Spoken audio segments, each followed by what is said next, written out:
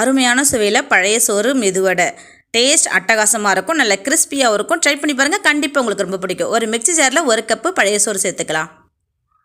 கொஞ்சம் போல் தண்ணி சேர்த்து நல்லா ஃபைனாக அரைச்சிக்கலாம்.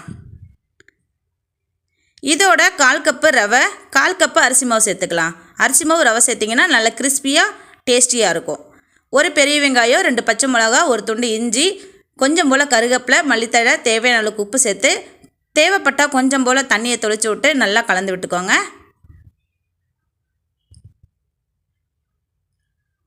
இந்த மாதிரி நல்லா கொஞ்சம் லூஸாக கலந்து விட்டுக்கணும்.